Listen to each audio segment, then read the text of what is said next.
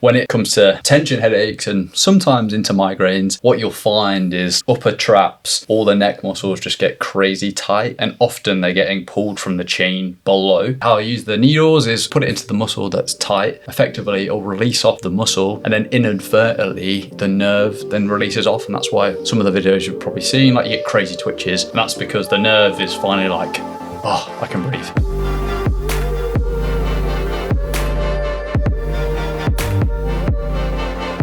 Welcome to the Fit Dads podcast. My name is Ryan Dutton. I'm joined by the usual suspect, Mr. Brad Sampson, and our very special return guest today, Mr. George Leatherland, the pain management specialist, the guy who does a lot of poking around in people's bodies with needles, the guy who does a lot of stuff on social media. He brought us some new tonics today, mate. Thank you so much for these.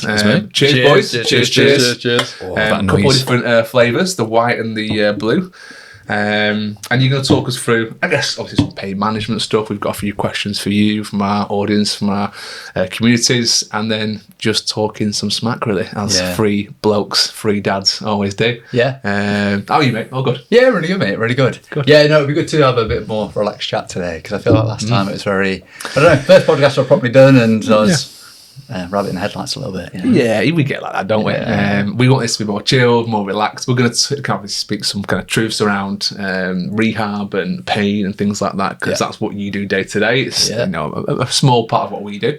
But yeah, I've got some interesting topics I want to bring to the table today. I want to keep them close to my chest. Okay, I'm excited. But we've got a few questions from our audience, so let's kick off with those. Let's keep the fans happy, shall we? Why not? Sounds perfect. One of my first questions was around stretching before and after exercise. What's your thoughts around this? Okay. Or even during exercise, like before, during, after. Yeah. Is there a protocol that you use? Are there certain things you should and shouldn't do when it comes to stretching? Yeah. So stretching for myself, I don't know. It feels good. Yes. Does it give you the change you probably need? No. Kind of obviously controversial, but what I find with stretching is, I don't know, you'll stretch. It lasts maybe like 20 minutes. So actually, pre-exercise, probably good because it gets where you need to be. But then you could argue also with exercise, do we need to activate the muscles first to get them blood pumping and moving? So for me, with stretching, I'm not a massive fan. Like, I just, it feels good, yes. But I think you can get more work out of like actual muscle activation. So I'm not a massive fan of band work. And I'm coming around to the idea of actually kind of like it to get the muscles activating. Not so much like progressing a strength exercise. I don't think that really does too much unless someone's really not in a good way. But actually, if we can activate muscles, like the biggest one that I activate for people all the time with shoulders is your subscap muscles, so one of your rotator cuffs. So if that isn't firing properly how it should, the shoulder jams forward. So as soon as you start to get that to activate, it wants to sit in like a nicer position. So again, if you're doing some sort of pressing movements, it's good. Yeah. So stretching, you're not a massive fan. Not a massive fan. Don't get me wrong, it feels good. But I think the general rule I was always taught, and I think something that the studies were showing a good few years back, was if you're doing any strength-based stuff, you don't actually want to stretch beforehand, because the risk of injury, the studies have shown, goes up if you stretch before strength training. Yeah. Afterwards, obviously fine. You might want to use it as even like a little bit of a cool-down period. Yeah. But what's your thoughts on things like more endurance side stuff? I've got a lot of runners that I coach. Yeah. Stretching before running. What's your thoughts on that? So again, I've got a lot of runners that come through at the moment because it's marathon season. And everyone's like going crazy, and so many injuries from that because people just are not conditioned enough how they need to be. But again, I can like when I'm giving people, I try to sequence it in a certain order. So whatever they've come in for, I'm like, okay, so we need to activate this muscle first, this muscle first, this muscle first, and you'll find as soon as you activate that muscle, it feels looser. I'm kind of in the ballpark of trying to be like, okay, if we can get your brain to trust that movement, whatever that is, that's going to feel way better than what you do. So even in clinic now, I'm changing my approach a little bit. So I am still very hands-on, and I'm trying to get that adaptation for them in clinic. But then actually, if I can give them a sequence of exercises that can do the exact same that I'm doing, that's more beneficial because they can do that as a long-term factor. So again, as bad as it sounds, like I'm not a massive fan of the stretching because I think a lot of the time it just feels nice and you don't really get that much change when if we activate, I don't know, I just see the results fly through the roof. And I suppose not all stretching is created equal, right? You can do your static stretching, which you mentioned, about that neurological adaptation, that CNS. Thoughts on like dynamic stretching or some sort of ballistic stretching? Is that still in the same ballpark? Yes, to be fair, dynamic's probably better, 100% better. Yeah. Because when you're doing dynamic, it's going through like the actual joint itself. You're not doing a muscle in isolation, because a muscle in isolation, what's it really doing? But I guess where my wording is slightly different, because I'd class that more as like mobility. Like we're doing mobility stuff, we're moving the joint, we're moving multiple muscles, ligaments, tendons, all them sort of things. So that really good. Yeah. Okay. Cool. And that's I've heard as well. I think dynamic stretching before endurance-based sports like running or other sports are quite big at the moment. Shout out for High Rocks. Let's get top off. Got to give it a little bit. Here we go. The band is started. There we go. It started. If I could, I would. If it was so successful, lads, I would. Think of the clicks. That probably ties nicely into a question that I got from someone about marathon prep training and sort of considerations. So you mentioned it is marathon season. Are there any commonalities you see where maybe people coming in with like dicky calves or ankles, and you're like, well, if you just would have done this 2 or 3 months ago, life would have been a bit easier? So I think the biggest thing I see, to be honest, is anything kind of hip lower. Like the main thing you see is calves. So calves will get tight, and then that people train through that because it's just a bit tight, and then they'll get other injuries that kind of come in, be it knees, ankles, whatever that would be. But the biggest thing that I see, I think I put it on my Instagram. Basically, there's a test where you can stand on one leg and you dip your knee down, and basically if your knee wobbles or caves in, it shows there's like a lack of strength within the glutes. Why that lack of strength can be there can really differ, to be honest, depending on like person to person. But that kind of little test in itself is a really big indicator, because if you think when you're running, you're on one leg quite a lot of the time. So for example, if you're just standing and that leg's shaking, when you come to run, that's gonna kind of escalate into something else that's there. The biggest cons I see as well is kind of what someone will do is they'll favour one side. So say they're putting more weight through the left side, it's like 60-40. If you're doing short distances, 5-10k, you're probably not even going to notice it, and it's not really going to be an issue. But as soon as we come up to this marathon level, which is a big feat, which I feel like it's been normalised of like, let's just do a marathon. But actually, like, marathon's like, it's pretty nails. Like you can't just go and do a marathon. So as soon as you get that, that's where injuries come in and people get the issues, and then that's why my clinic ends up being pretty full. Do you know why the marathon is 26.2? Is it 26.2? 26 Is it 2 or 3? Yeah. 26.4. Is it 4.4? Anyway. No, 26.2. What is that? Because a marathon... No, it's a marathon... Where's a marathon? I think it's I'm questioning it now, but whatever that point is, do you know why that came into existence? 26 is too easy. Because it were originally 26. Oh, was it? Yeah. Yeah, something to do with like, I think it was Queen Victoria. Okay. So they had the Olympic Games in the UK, and she wanted it to finish out like down the Mall. Okay. So she's like, just extend it. Amazing. Oh, really? And it stuck. Oh, that's awesome. Yeah. Well, isn't the marathon? Isn't it based on? There's a distance. The marathon, and a marathon is a place.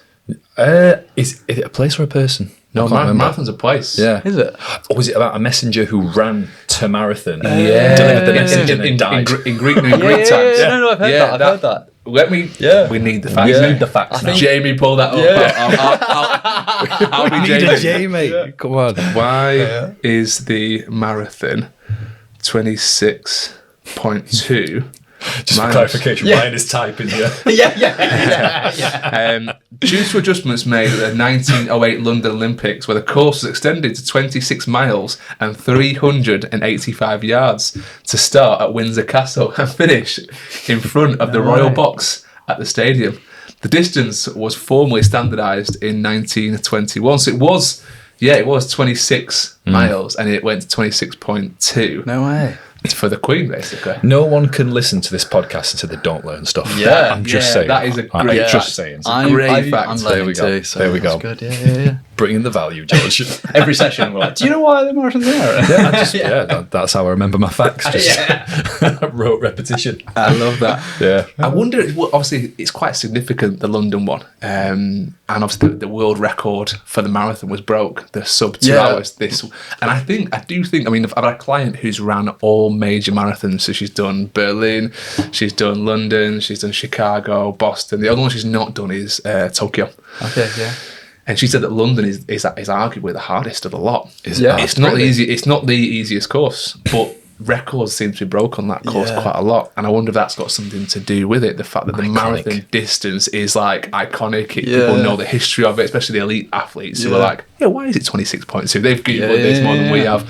I think London's got some significance of all the major marathons. And I feel for that guy who came second. I know. He's broke the 2 hour mark, and it just so happened it's the guy in front of him who did it. And he came second. The most successful marathon loser ever. But this is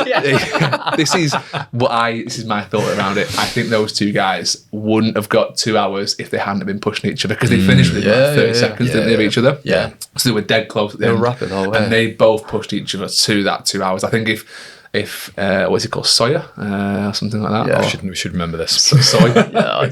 Jamie, pull that up. Yeah. Jamie, come on.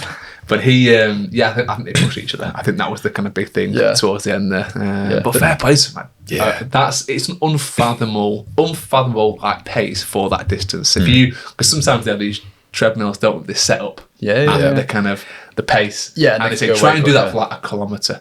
Oh my god, it's ridiculous. It's like it's a 240 something pace. Yeah. I mean, I was doing some sprints last week and I got it to 3:30. Nice. And I felt like I was Usain Bolt. Yeah. So to be almost like 45 seconds quicker than that for 42 kilometres is mind-boggling. I can't get my head around it. Strong glutes. Strong glutes. There we go. Good stability in those hips. I'm going to try and make quite a seamless segue here. So those two guys who just broke, world record, sub 2 hour, they're going to be in need of recovery, George. Any recovery tips for when you're away from home and sore from competing after an event? So I'm thinking about, this is a question we got in. Shout out to McPaul, by the way. McPaul. About when you're away from home and maybe you're a bit sore after competing in an event, any recovery tips from the man himself? If you've done a big event like that, just enjoy yourself. A few beers, good food. But no, seriously. I guess the best thing when you're away, it's moving still. So you're still kind of like walking about, like, especially if you're at an event away anyway, like you want to see the city you're in. It's tough because obviously it depends what level you're trying to compete at. But for me, I'd argue, the recovery side of it is good, but just go and enjoy yourself. The recovery will happen from 20,000 steps the next day. 100%. Yeah. And there's not much you can do. Like, you're not going to be taking like heat packs with you, ice packs with you. Like, you might have a massage gun, that might be handy. But again, if you've done a distance like that far, it's going to be quite intensive. Just let your body do its thing. Well, I've been trying to do a lot more big back-to-back events on like multiple days. Okay, yeah. So recently I did almost within a 12-hour period. I did a High Rocks and a half marathon. So I was in London doing the High Rocks, and then I travelled back in the car for like 4 hours, straight into bed, 5 hours sleep, I'm up, and then I'm into the half marathon in Sheffield. One thing I made sure that I did before I went to bed, and you're going to hate this, is I stretched.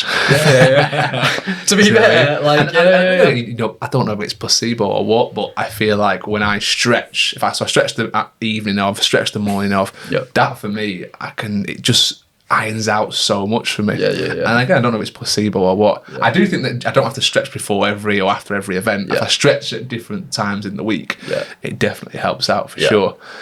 But if I want to do things, I probably find more benefit in the stretching than I think you do. I do really like it. But again, you don't know if it's placebo. It's personal preference, to be honest. It's like, if it works, it works. Like, it doesn't really matter. I guess when I'm talking about stretching, it's more from a point of like, people want adapt changes. Like, they want to be out of injury or out of pain. So from that point of view, stretching's rubbish. But there for yourself, like recovery side, actually, like, are you kind of like getting things moving? Like for you, like lactic acid would have been in the muscles. So like stretching, getting for that me, through. just to keep me on an even keel and like keep me performing.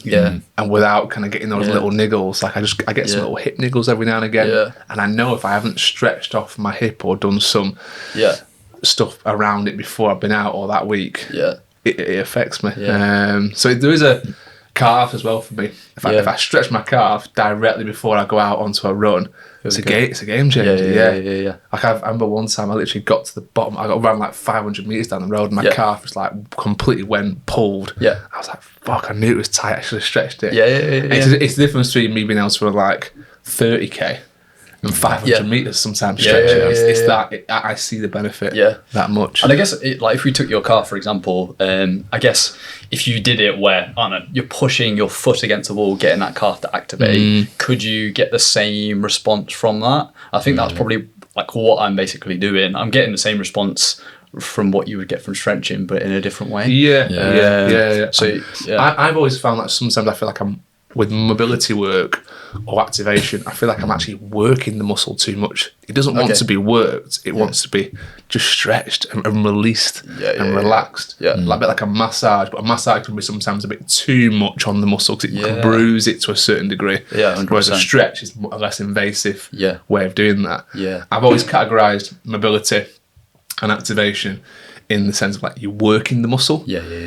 When my calf was really tight and I pulled it, it didn't want to be worked. It wanted to be stretched out. It needed that release a little before I went on to do like some steps on it. We'll have to try it after because like the technique of how I do it, so we'll activate it, but at the same time, even though you're activating it, I'm getting used to like breathe in and out and relax into it. Okay. So you're trying to create like a bit of a neurological response, which to be fair, when you're stretching, like you'll be trying to describe that. It. I'm just doing what listeners. I'd love the listeners to be benefit from this. If you were to take me right now, and were to do this, your technique with on the calf, talk me through how you do it. So say we're laying on our back, foot against the wall, and we're going to like lightly push our toes into that wall. Okay. What I would be doing is holding that push the whole time, and then when we're breathing in really deep, and then when we're breathing out, we're relaxing. And the cue I want is you imagine you're sinking into the floor effectively, doing that in and out whilst pressing. So it's constant pressing on the wall. You lay on your back.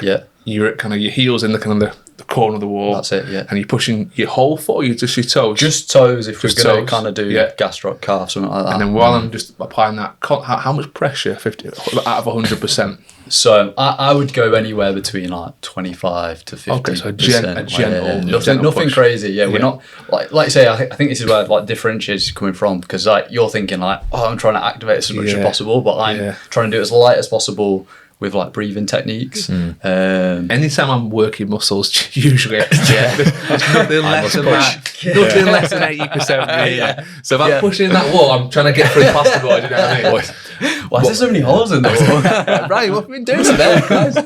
What is it about that breathing technique as well? Because that's a bit of a common theme. So anyone who's ever seen you in the flesh, it's like, right, just breathe out, try and relax into that. What is that magic? Like, what? How does that work? 100%. That's it. It's probably from our last conversation when you were here. It's probably the one thing that I remember the most is like you and that technique and how much you swore by it, and you were saying it's like witchcraft to a certain degree. But once you get it and you understand it, because like I say, a lot of the time, like your brain is just holding on for dear life, for whatever reason that is, and as soon as you get someone to breathe, like. It just changes everything. That's why yoga's so addictive. Because you focus on that breath work and you all of a sudden, your nervous system just relaxes and you leave that yoga session going, I've not felt like this for a while where I feel this chilled out. My nervous system is so relaxed right now. And it is the breath work. You talk about like things like Wim Hof, for example, like his ability to master the cold is all about controlling his parasympathetic nervous system. So things that we can't actually... or aren't supposed to be able to control, he can control. And he does that purely through breath work. 100%. And I remember listening to the first time he went on Joe Rogan. And he was talking you through the breath. And I was like, there's got to be more to it than this. Surely.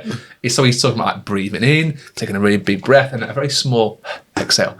Massively breathing in, small exhale. And he's trying to flood his body with oxygen, essentially. Really fire everything up and release as little carbon dioxide as possible. And I just thought, and do you know what the funny thing is now? Whenever I'm Baltically cold. I'm not sure if you guys do the same. I always do it. Yeah. If I'm ever really, really cold and I'm walking around, I'll go, right, Wim Hof, and I'll get my breathing set. And weirdly, and I don't know if it's like, placebo, but I do feel. Yeah. But I remember one time he was saying, I'm so in control of this technique that if I wanted to warm up my little toe more than every other part of my body, I could. And I'm going, whoa. And so sometimes when I'm doing this, I'll walk around and go, hands. Yeah. My mind went somewhere else. That's the tip of my nose. You dirty bastard. Nose is freezing. You dirty bastard. I'm not trouble warming that area. Don't you worry. But to be honest, like, I use that technique, like, even when I'm getting a bit, like, nervous, you know what I mean? I just do it. It shows you out. Yeah. Like... So if I see you today, go, George is not having a panic attack. Just a bit nervous. Calm yourself down. Obviously, we've spoken a little bit about like stretching pre-exercise or pre-event. Post, would you say a bit more like the static stretching, the really like what Ryan did after his big high rocks and half marathon efforts? Do you share similar views with that as well, or would you gravitate more towards the the gentle pressure with the calf or any other drills? Yeah. So. Again, it's bad because I'm not a massive fan of the stretching, but I do get why people like it. But yeah, for me, like if we're gonna like cool down, it's say you've been running, for example, like we're just doing a lighter, like we're slowing down to that stop. So we are going for like a K, just super steady, get everything flowing, and again, a little bit of breathing, just chill everything out, and then. To be honest, if it does feel good, and that's where I think it does help. Like if the stretching feels good, like just do it. Like it's not going to harm you. It's not going to affect it in any way. And then if you're getting the positives from it, like amazing, 100% do it. But I just find like a slow recovery down. Again, if we were looking at something where there's an injury within there, like you could probably do something a bit like rehab-y just to kind of make sure that's fine. But then the main thing after that is then, okay, what's your food like after you feel decent? Is life super stressful? Is sleep good? Like they're way more important factors than, I didn't stretch behind after like I did the workout. Like going back to you with your back-to-back events, like actually the months of work you've done before that is way more important than that little segment in between. Yeah, no, I know that. For sure, 100%. But I've noticed it when I was doing more of the high rocks. The first time I did the high rocks, I could not walk for a week afterwards. My legs were completely gone. Crocs. I'm just going to get ASMR. Ready? James Smith at us. Oh, very nice. I feel like Steve Austin. I want to smash them together. But yeah, so after my first one, obviously obliterated for like a month. I was a week afterwards. It's really I wasn't in a good place. And then every one I've done afterwards, I'd get a little bit better. And there's one I remember in there that I felt particularly bad after, and I just hadn't stretched. It was the only kind of. I always stretch after these events. Yeah, fair. Evening, morning, and the one where I hadn't is because we were in Glasgow, I think, and I had to travel back quite quick and didn't get time to stretch the evening of or the morning. And again, I think I picked up some niggles late that week. I was like, I didn't stretch. I know it's because I didn't stretch. And whether it's because my body's used to that as well. It could be so used to having a good stretch out afterwards and expects it now. I don't know. And it could be like a genetic thing as well. Like you could naturally just hold yourself like a bit tighter than your body likes. Yeah. But I totally agree with that. It's not just me being able to do two things back to back. It's not the stretching. It is like months and months of adaptation of me being like drip feeding things, and there was almost part of my brain and body that didn't want to do that event afterwards. But I think if you're gonna push your body to some extreme levels, you've got to be willing to do some pretty gnarly stuff and push it through some gnarly stuff. But the more I've gone on and the older I've got as well, I'm not sure if you boys have noticed this, but the more I'm really into my rehab now, like way more than I used to be. Because it's so important to making sure that you can perform at an optimal level. If you're someone who trains regularly, running, lifting weights, and you want to do it to pretty savage levels, at post 30, your rehab program has to be one of the most important things in your week, without a shadow of a doubt, because you're going to pick up so many niggles and injuries, and it's the reason why a lot of people pick things up and I don't think really ever like truly follow it through. It's because they pick up a niggle and they go, my body's just not made for this. No, everyone's body's made for this. You've just not got a recovery protocol that's good enough. Yeah. You're not doing things well enough. Probably not seeing the right people. Yeah. Like some of the best money I've spent is on guys like you. Yeah. Because I not only go in there and you tell me what to do, but I pick your brains. Yeah. I'll spend the whole session asking questions about what's this and what's that, and I'll ask those key things. It's the best money I spend because then I go and relay that to my clients as well, and I can better serve them. Yeah. It's mainly for me, I'll be honest. But my clients get a added kickback from it. Yeah, 100%. But the recovery aspect of anyone who's training post 30, I think has to be so good. No, massively, and that's why you hear people when they're like getting older, they're like, "Oh, it's because I'm getting old," and it's like, no, your body's just not recovering as well as it like used to, and then people don't know how to handle that. I find for me, and I this is just personal opinion, but I find 28 seems to be an age where like then people just don't recover as well. But then they're like, oh god, I'm getting old. And you're like, no, you just need to like be a bit more cautious. You're not young 20s, mid 20s anymore. Genuinely, I think you're absolutely right. I think 28 was the number where I just started to notice a few little like don't recover as quickly. Not feeling as fresh. Can't quite spring out of bed in the same way. And I see it with my sessions as well, like people hands-on wise. Under 28, like I don't have to do many sessions at all. Usually it's like one and sound. After I'm like, we might need like just one more after this. It's weird. But then again, it makes sense. And there's big cut-offs along the way. Like obviously we've all dealt with clients of different varied age ranges. I think, maybe sub 28, you don't have to worry too much about frequency in the week and how much they train and overtraining. Post 28, you've got to be a little bit more kind of careful. I think as they get a bit close towards 35, it gets a little tiny bit worse. Then I think post 40 is different.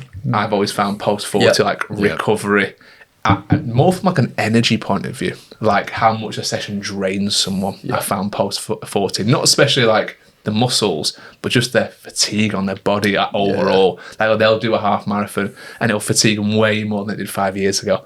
And they'll need 2 days, 3 days to recover rather than being able to go out and do something kind of day after like I can, which is really worrying over the next kind of 5 years for me. And again, that does tie into another question we got, which is how do you know when to train through DOMs and when to rest? Because I appreciate that DOMs is literally just it's like muscle fever, isn't it? It's just like your muscles are quite sore.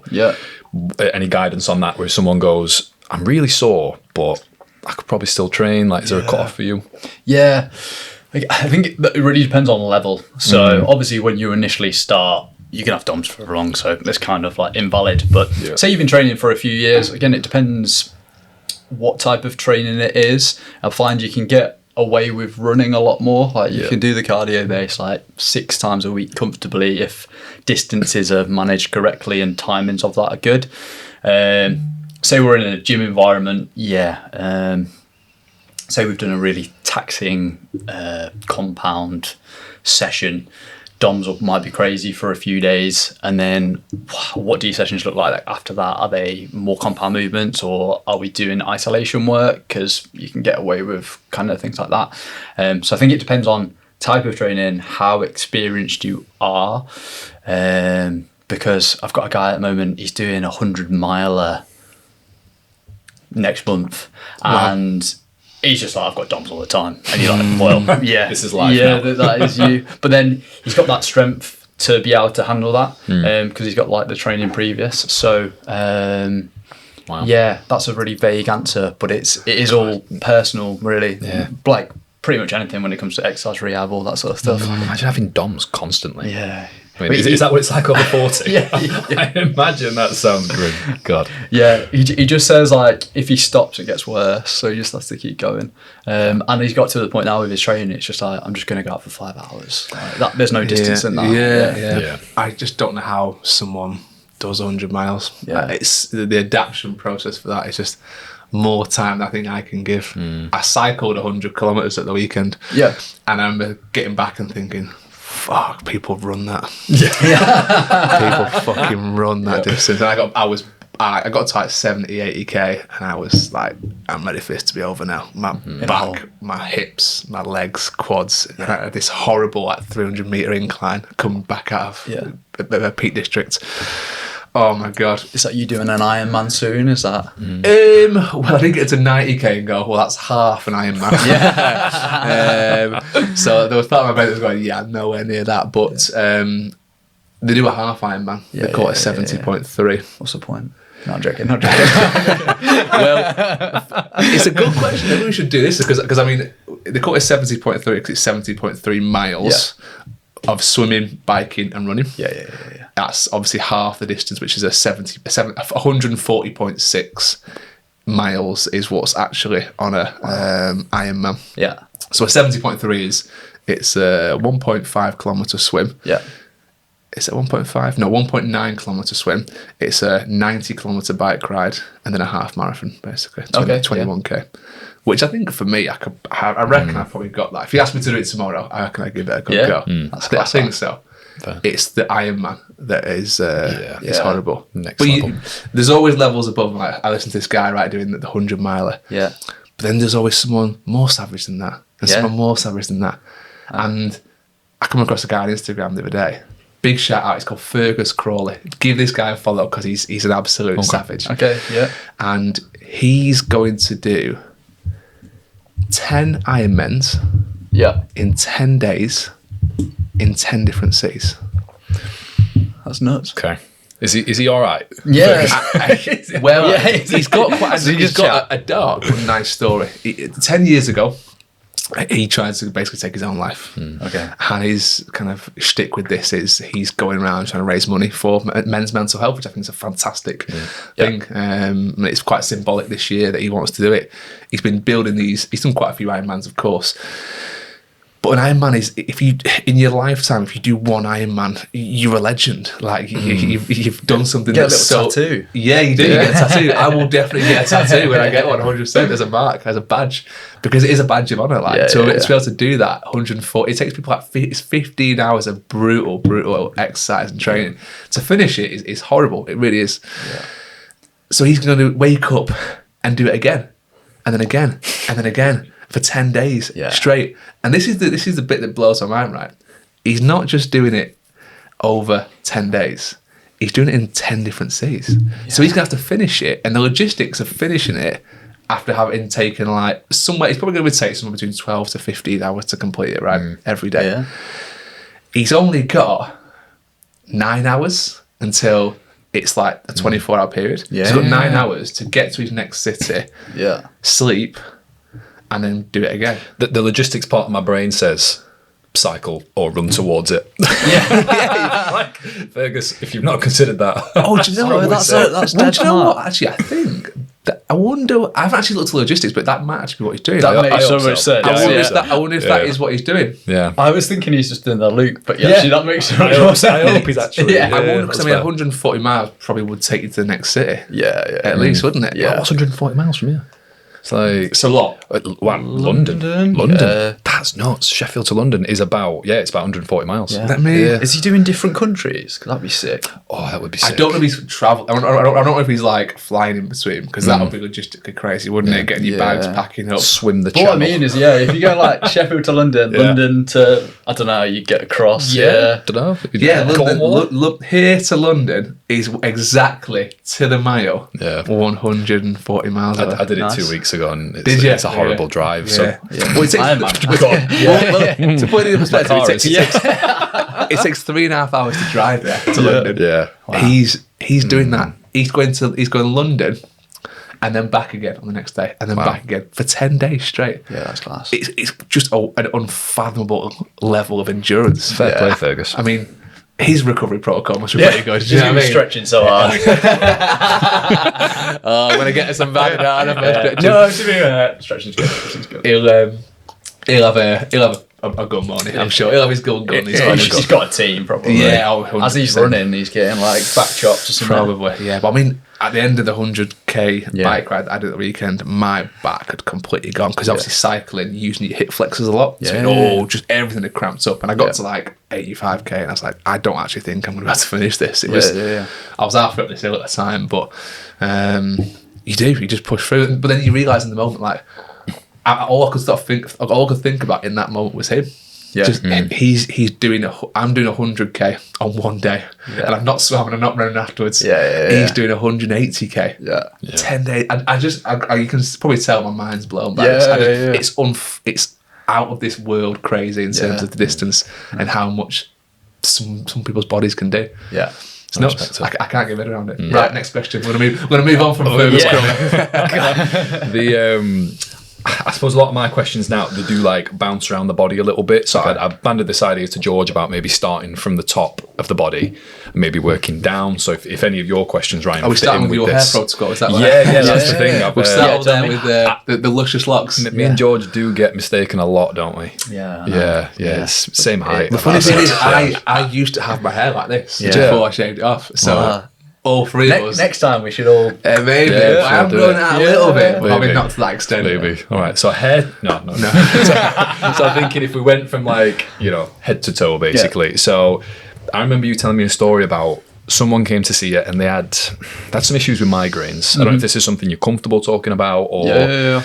I mean, talk us through that. Like, how can what you do, specifically the dry needling side of things, is there any benefit for regular migraine sufferers? I appreciate it depends person to person. So migraine is obviously such a... Well, there's so many other factors going on. It's not just like your MSK, like the physical body side of it. There's stress demands and all things like that. But what I find the biggest crossover really is, again, because you wouldn't know unless you've had it, but like migraines and like crazy headaches, like I think people don't differentiate that and don't know. And then if they've been suffering from really bad headaches for a long period of time, like tension headaches, they think it's maybe migraines until they've had a migraine, then they know what it's like. I've actually never had a migraine, so it's hard for me to comment, but I know from what people have said, what they've sort of experienced. And when it comes to like the techniques that I use, when it comes to tension headaches and sometimes into migraines, what you'll find is like upper traps, all the neck muscles just get crazy tight, and often they're getting pulled from the chain below. So sometimes people have got like crazy tight hips and it's altered positions of rib cage.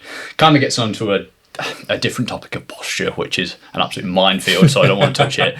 But if you can kind of affect the chain and create almost like space in inverted commas, it allows basically the top of the head to have more space and it stops basically pulling.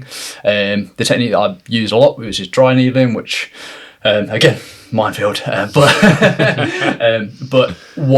how I use the needles is put it into the muscle that's tight. Effectively, it'll release off the muscle, and then inadvertently the nerve then releases off, and that's why some of the videos you've probably seen, like you get crazy twitches, and that's because the nerve is finally like, oh, I can breathe. And as soon as that happens, people get like a lot of relief. Again, people will be like, it's placebo, doesn't work. And the issue with these sort of techniques is everyone's different person to person, and you can feel someone's neck and it's just a totally different experience compared to others. The other thing that I see when it comes to migraines is in and around the spine, people have like irritated nerves, and unless you're testing for that, like you won't know potentially it's there. Like when you have a irritated nerve and you do certain movements, yes, it can be painful. Like mine's actually painful at the moment. But some people can have these irritated nerves and actually not have these symptoms of movement, but they are getting the headaches. So yeah, when it comes to necks and shoulders, it's quite complex. And the main part is listen to their story and like, what do they do day to day? How long has it been going on? So yeah, there are techniques that you can do that help, and I'd say 90% of people that come in for migraines, headaches, there's always some sort of improvement. I'd say 75% they're gone, which I think for procedures like very high. And again, with me, I'm super honest. If I don't think I can help you any further, I'm like, I'm really sorry. Like, it's a bit shit, but that's really important. How much, you mentioned obviously posture there. You said it's a bit of Pandora don't talk about it. No, I'm joking. But just as a percentage, based on migraines and headaches and all the stuff you see down the traps into the neck, how much of that is posture related? So what I find is a lot of the time this like shoulders forward posture, basically sitting at desks. Like it doesn't. Is there a big correlation between people who sit at desks and have those headache, migraine symptoms? I would say it's that is an element, yes, but also I find the people aren't very active. So I think that's the bigger factor. Okay. If people aren't very active, it doesn't really like counter all this years of potentially sitting forwards. But if you can basically like bring the shoulders back, allow the rotator cuff to fire effectively as it should do, then that frees up a lot of space in the neck, and allows it to move a lot more freely. Right. I think such a vital part in what George has just shared there about, migraines and everything working as a chain is understanding that like normal pain is zero, right? Yeah. And the amount of people who just sort of talk to me and like, yeah, I've just got like normal pain. I'm like, what's that? It's like, just a few aches and pains. I'm like, well, ideally it should be zero. Yeah. And I think it's accepting that, sometimes you wake up and you go, is this a forever pain? Like you wake up and your foot hurts a bit. You're like, is this just temporary or is this here forever? It's amazing to know that people like you actually exist and you train to oversee things and say, no, it doesn't have to be this way. Yeah. Let's just go and explore options. So, and it's really common, to be honest, like people come in and be like, oh yeah, like I've just accepted that this is the pain now. And it's like, that actually isn't how it should be. And unfortunately, the health profession everyone's so different with how they operate. Yeah.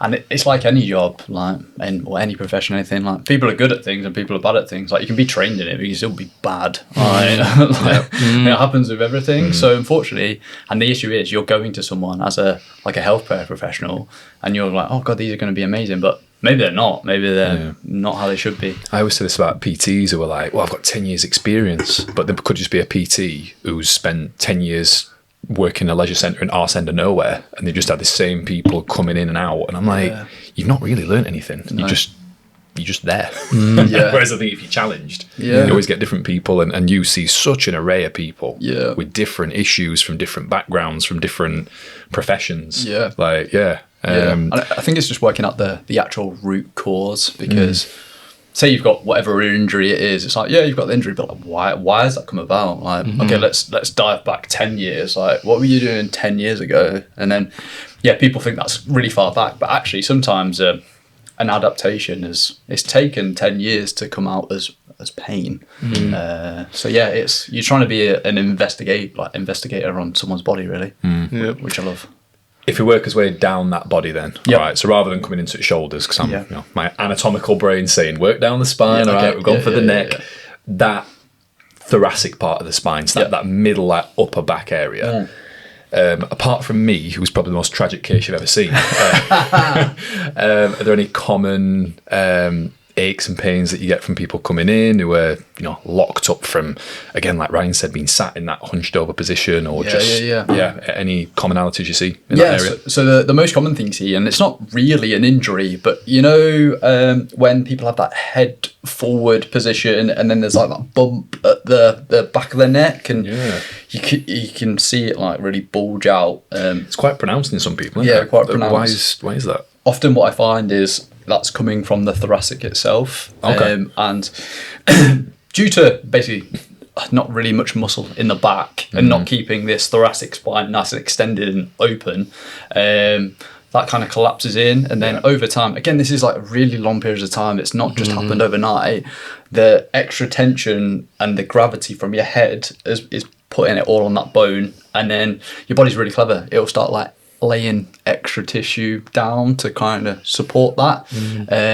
Unfortunately, when you scan it, nothing really comes up, and everyone's like, it's normal, but like you can feel it. It's gone dense in some shape or form. So something is happening, but unfortunately we don't understand that. But again, it's all coming from thoracic collapsing in, not enough basically muscle strength at the back. And then that kind of affects people with breathing as well, and all sorts of things. Worst cases of that I've seen, because I do a bit of a posture analysis with clients when I first take them on. I just say, right, I'm going to have a little scan. I'm just going to see if there's anything I can highlight that I think might be a potential issue when it comes to us doing some exercises here. And there's probably a bit of a common theme between people who have that little kind of hook. And their weight. Yeah, there's definitely that. Yeah, 100%. It's huge. Like, for me, all the people I know have had the worst ones, those have been on the higher end of being overweight. And actually, the funny thing is when they drop a lot of the weight, it's amazing how it straightens up, actually. So a lot of the before and after pictures, when we do, we can see it like that. And on the second one, so it's pretty good. If you think, like, if they've got a big gut, Like that gut drags everything forwards, and like it'd be kind of silly to think that's not the case. And obviously, what's happening is I think it's probably your spine moulding around the gut. Yeah. But then your head then looks down. Yeah. But you can't get looking down. Yeah. So then you look up. Yeah. And all of a sudden, you've got your spine that's hunched around the kind of abs and belly. Yeah. And the head's looking back, and the spine's kind of doing that a little bit. That's it, yeah. And I think that's, in my mind, the logical reason as to why it gets like that. I imagine it's worse for someone with like a slab head as well. Massive head, just got massive head, just like slumping forwards. It's a good job I'm not overweight with my 5 head. Yeah. I can't remember the exact like research on it, but it's something like every 10 degrees that head positions forward, it's like equates to 10 kilograms going through the neck itself. Wow. So again, if your degree is quite far forward, it's your head's heavy. Your head's heavy. Why'd you look at me? Yeah. It must be. It was worse about 3 weeks ago. Before we dive into shoulders, does anybody want a wee break? Because we've had 2 new tonics. I'm actually all right. You're all right. I'm not all right. Are you not? Okay. No. Guys, we're going to have a quick pause there. We're back shortly. All right, we're back. We break down. Brad, you've got some more questions. Do you want to fire us off? So working, again, down that body, we focus on the T-spine. Yep. Looking at shoulders, all right? This is probably why I wanted a quick break before we dove into shoulders, because George just mentioned rotator cuffs. And do you get many shoulder injuries come to you? Yeah, quite often, to be fair. Okay, all right. Tell a lie. It doesn't tend to be injuries as such, because I think that's the other thing that people don't massively understand. Like, you can be in pain and not have an injury. Like, they are 2 separate things. Obviously, usually you've got an injury and it's painful also. But the kind of clientele that I see a lot, they're in pain and they've been in pain for a long time. So when it comes from a tissue point of view, there's not really anything that needs to change, but we need to increase load tolerance maybe. So that makes things a bit easier when it comes to it. But yeah, so shoulders. Again, what I tend to find the most is, again, this opens up to like posture chat, which I hate talking about because people get annoyed. But again, if we have a shoulder that's kind of like jammed forward, the subscap, that muscle rotator cuff that I was talking about before, it goes from a role of actually moving the shoulder, internal, external rotation, whatever positions we want to move it into, to actually a position where it's stabilizing the shoulder. So it's holding on for dear life to keep that shoulder forwards, because that's what you've kept putting it in. It's trying to be efficient. So it's like, okay, well, you like being in this position, so I'll hold it into there. So what I tend to find is if we can kind of loosen the rotator cuff in a certain way and then fire it, lots of issues and lots of pain kind of dissipates, because there's just so many like adaptations. And again, as I talked before, like chain, like things in the chain kind of need to change. But if I was going to go to an injury that I see probably the most, it's bicep tendon. For whatever reason, that one just kind of like is the thing that I see the most. I feel attacked. Yeah. This is me, like, to a T last time I saw you. And I think it's because when, again, people are pressing, they tend to use the bicep and the front delt a lot more than they think. Even when we come in to do like lat movements, we're pulling down. Instead of using your, again, rotator cuff, as I said, people do that initial thing of jam the bicep forwards, and usually when you're doing a lat pull down, it's pretty heavy, you know what I mean? So through the bicep, it's quite a lot. But again, it's one of them injuries I find actually from a shoulders are very easy to rehab. They're quite simple, which is nice. You can kind of, well, how I work anyway, I'd say like 75% of shoulder injuries, you can kind of rehab the same way, and it's really effective. It's just like 25% that you have to think out of the park a bit. I thought that's the first time I've ever heard anyone say that shoulders are quite simple to rehab, and it makes sense what you've just said. Yeah. But I think the common myth is that shoulders are quite complex. Someone once described it to me like it's like a golf ball on a tee. Yeah. Where the shoulder can move quite a lot in that ball and socket because it's quite a shallow socket from what I gather. In terms of the muscles that are attached at shoulder, is it like 17 that are attached? That's a crazy amount of muscles so it only takes one of those to maybe go a bit haywire. Plus obviously the bicep and everything else. That's when I had some shoulder issues. That was always the main thing that came back, and you know it's that because you can just poke your finger on a certain spot and it'll be like agony for people, and they don't often realise where it is there. But you're absolutely right. I mean, even for me, and I like to think I can activate certain muscles and hit right muscles just from overuse of always having that secondary move of your bicep in play every time you deadlift, every time you pull up, every time you row. Over time, that's just going to get tight and tight and tight. And one of my favourite things now is just getting that like trigger point ball and jamming it in there. It just feels so nice to release it all off. And as soon as you like get that to let go, like you can feel your shoulder drop and come down. You're like, oh, that's meant to sit. Like, the bicep just holds it there. And up a little bit as well. Tightens everything. I mean, working down that appendage then, obviously the next joint is sort of the elbow. Like, I have 2 clients in particular who have had 2 different elbow injuries. One of them I know you've seen on a personal level. The other one was like an impact injury, fell off his bike. It's just having a few issues. But for someone, I'm thinking of like the working men and women with this one, you know, like the ones who are, you know, again, steel workers, you know, they're very hands-on, that sort of stuff. Common maybe injuries again with that one, or best ways to target it. What sort of stuff do you consider? So the thing you'll see the most is golfer's elbow and tennis elbow, wrong way there. And again, that's the kind of the tendons in the elbow, usually overuse in some shape or form. So again, with your kind of labourers and things, what you tend to find is hands get extremely tight. Obviously, from your hands, all the muscles come to the elbow. So if you can kind of basically loosen the hands down, what you'll find is it kind of frees up a lot of space for the elbow. But then the other thing you have is like, again, if this shoulder isn't functioning how it should do, it overloads the elbow.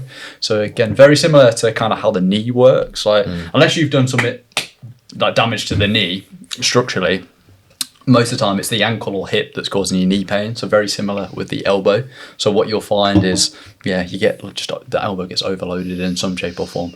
And again, that's where usually rehab to the shoulder actually helps the elbow a little bit. The issue you have is when it's people's jobs and it's an overuse, it's trying to manage how they can do their job, still train, and that's the hardest bit out of the injury, to be fair, because you just use your elbow all the time without even realising.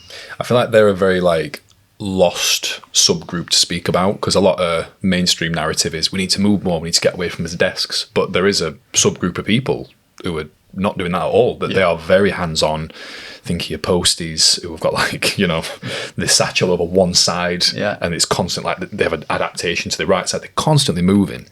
I feel like they're not spoken about as much as maybe what they should. Remember last time I saw you, like you're feeling around at my hands and I'm like, I've never done this before, and then a pin went in. You did warn me, by the way. It was consensual. But I remember being like, that's good to see, actually. It's good to see that you're considering that from the fingertips all the way up to the shoulder that were giving me some crap. We did have a question about carpal tunnel as well, which is quite a complex one. And I mean, for anyone who's not aware or who suspects carpal tunnel, do you mind talking us through what it is and maybe if it's treatable, anything you can do about it? So I think I've only ever actually seen like one true carpal tunnel. Because what's actually happened is it's been like referrals from neck and shoulder that have actually caused pain into down here. Basically like through the wrist, the nerves get compressed. And if it is true carpal tunnel, they try exercise first, but if it doesn't relieve it, then you need like surgical input. But again, unfortunately, that's not always guaranteed that it's going to affect it. Why carpal tunnel comes about, again, like them repetitive movements. So obviously, your Mrs. Amy, she is a nail tech, so wrist is always in a certain position, and she kind of has developed it like a little bit. Obviously, she's got a shoulder thing going on, so it's hard to kind of differentiate if it is true carpal tunnel. But fortunately for her, like treatment does help, and again, that's all come from like shoulder. So again, talk about chains. That's how I like to work. So if we can help something up the chain and it helps down, like it's not a true injury in that actual site. Carpal tunnel. It was actually last week before. I saw a lady and I was just like, I don't think I can help you. I was like, you just need to go to your GP and go down that services. Which again, I think she like respected, because I'm not trying to. Yeah, I think you were the same thing with my knees. Where you messaged me, didn't you? I've had chronically bad knees for a long time, and I have a little moan on my story sometimes every now and again. And I think you saw it and was like, mate, I think I can do something with that. I've had a similar issue with my knees come down. I was like, I'm willing to do anything right now. Yeah. And I came down and we had some sessions, and I think you were like, yeah, I'm not sure it was the right thing. No. And then I ended up finding something that really worked. Yeah. But I appreciated your honesty to be like, I'm happy to help, but there's no guarantee. Yeah. And I think it's like the thing with most rehab and specialists and pain specialists, there's no guarantee with it. But I also think for anyone who's been down a few different avenues, don't give up after the first couple of rejections and the first couple of times and not finding someone who can't help you. Because everybody's approach is different, that's the thing. So, and you're going to get two guys who do exactly the same. You might get someone who's a carbon copy of you. Yeah. I look at your stuff online, I look at his stuff online, I'm like, these guys, they're exactly the same. Yeah. And I go and see him, and their ethos around it is all completely different. He thinks stretching's amazing, he doesn't. You know what I mean? Like, there could be I'm going to keep thinking that, mate. I'm going to convince you. Stretching. I'm going to convince you by the end of this podcast. Yeah. And again, George is dead ethical as well. Like, you've just got that like roll of fragile tape on his desk, and like just sticks it on Ryan's knees and on my shoulder. I do not touch. No, I don't really. But you made a really good point there as well about like people having to overwork something that shouldn't be worked at all. Yeah. Like one of the big things for my knees was when I went to go and see this other physio, the first thing he said was just, don't do anything on it whatsoever. I was like, what? Yeah. Nothing. He goes, no, like you barely walk. I don't just do the really small rehab exercises that I give you, and don't do anything. I was like, whoa. I mean, my legs shrank. Chicken legs was thrown out a few times, and I had to build back up from there. But it was a really hard thing to accept. Yeah. So I imagine if you've got something like, and I've actually got an elbow injury at the moment, and my ears kind of pricked up when you mentioned elbows, because my job revolves around me grabbing weights and passing them to people. Yeah. And I've always prided myself, ego-wise, on being able to grip weights with one hand. So I grip a 20 kg plate, pass it in at arm's length, 25 arm's length. And over time, that ego has caused myself, even now just doing that, I've got some really bad pain in my elbow, but I'm struggling to not do that because it's my job. I have to pick things up and pass them to people. And I feel really lazy going, go on then, get your own weights, pal. Do you know what I mean? But just do what I do and say, I'm just making you independent. Promoting independence. I'm loving that. But it is hard. So I imagine if you're in like a steelworks and you are literally employed to use that muscle that is now really hurting, how difficult that is, because you can't do your job now. And to be honest, that's where I've been really bad, because I'm trying to like, I don't want them to stop from doing things. So other people, like, we've run in events before, and I'm just like, but let's try it, and then they try it, and I'm like, that was actually a bad call. But they've done it. We've all made that. We've all done that thing, right? You know. But I think stopping everything in hindsight, when I look back to my knees especially, it was actually the best thing it could have done. And sometimes now when they get really bad, I will sometimes like really taper it back, like barely run. I've got other things I can do now, which is great. So I can just jump on the bike, I can go for a cycle. But if my knees are super, super bad, I can just stop running. It's amazing how much better they feel. I think that's what you need when you go to see someone as well. You need, obviously, that full plan of action. And it's like, okay, you've got to this point, but you can refer back to whatever you were doing before, but you're self-sufficient within that. So you don't rely on going to this person every whatever it is. Like, you're like, okay, so these symptoms have come back in. I did this last time. Let's just go back to doing that. And that's where that like education needs to come, rather than going to see someone and they're the person that fixes you, because that doesn't help anybody. And that's the ethos that I'm trying to get out of a little bit. Like I'm trying to help people too much, and I'm trying to take a step back and like, okay, right, this is your plan. Like, you need to follow this plan. Like, I will intervene at these points, but you need to follow this, and then they know. And if you regress, you've got a program there where you can just slot back in. And I did do that with my current physio when I went back there. I said, look, my knees have gone back a little bit. What should I have back in? And he goes like, how bad are they? And he told me like some tests to do to kind of work out on that scale. Because I'm not going to go right back to the start. I don't understand everything, but what is it you need to do? Do you just need to rest them for a week? Have you been doing that little exercise where you do the isometrics? Okay, just add that one back in there, add that one back in there. So I've got go-to exercises now. And I hadn't actually done the rehab exercises for a while, because he said you want to get to the point where you don't have to do them. But then I stopped doing them and they hurt again. And he goes, well, that's a great indicator that they're not there yet, so keep them in there for now. And so I just do them every week now without fail. 50% of my week training is just like, right, something for my elbow, something for my knees, something for my gammy shoulder.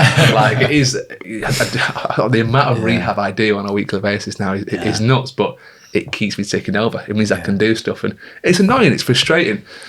But I think anyone in the 30s, 40s, and probably even 50s can do what people do in the 20s.